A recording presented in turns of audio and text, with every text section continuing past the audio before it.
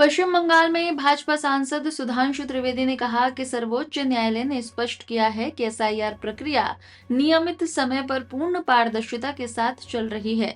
उन्होंने टीएमसी पर निशाना साधते हुए कहा कि पार्टी अपनी हार बचाने के लिए घुसपैठिए समर्थक हो गई है।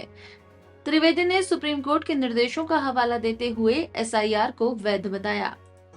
मुझे लगता है कि शायद आने वाले चुनावों में अपनी पराजय को अवश्यंभावी देखकर वो पूरी तरीके से बदहवास हो गई है और उनके मन की भावना क्या है कि वो काला कोट ओढ़कर 1500 किलोमीटर दूर दिल्ली में जाती हैं एसआईआर के लोगों को बचाने के लिए, मगर अपने रेजिडेंस से 7 किलोमीटर दूर जो लोग आग में जल गए थे उस आनंदपुर में जाने का उनको वक्त नहीं मिलता है। परंतु जहां तक एसआईआर की बात है, सर्वोच्च न्यायालय ने भी स्पष्ट किया है कि एक प्रक्रिया है जो नियमित समय पर होती रह रही है, पूर्ण पारदर्शिता के साथ हो रही है।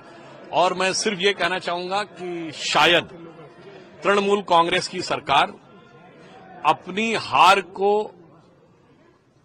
सामने देखकर कुंठाग्रस्त हो गई है, इसलिए हार को बचाने के लिए घुसपैठिया परस्त हो गई है। सर, क्योंकि आप फाइनेंशियल प्रोफेशनल्स के साथ बात कर रहे थे, चर्चा कर रहे थे, तो इस बार के बजट में, इस बार के इंटरिम बजट में पश्चिम बंगाल सरकार ने एक 1500 रुपए का एक एंडाउमेंट दे रही है। वो जिन लोगों के पास नौकरियां नहीं है और अगर वो क्लास 10 पास है तो उनको ये पैसा जो है वो दिया जा रहा है। इसको कैसे देखते हैं? पश्चिम बंगाल के बजट में जो प्रावधान किया गया है बड़े ही आश्चर्यजनक रूप से, वह राज्य जिसमें 48,000 करोड़ रुपए सिर्फ इंटरेस्ट पेमेंट जाता है लोन के ऊपर, उसमें 5,713 करोड़ रुपए मदरसों के लिए आवंटित किया गया है। इंडस्ट्री के लिए 1,400 करोड़ रुपए, आईटी के लिए 200 कुछ करोड़ रुपए, मगर मदरसों के लिए 5,713 करोड़ रुपए।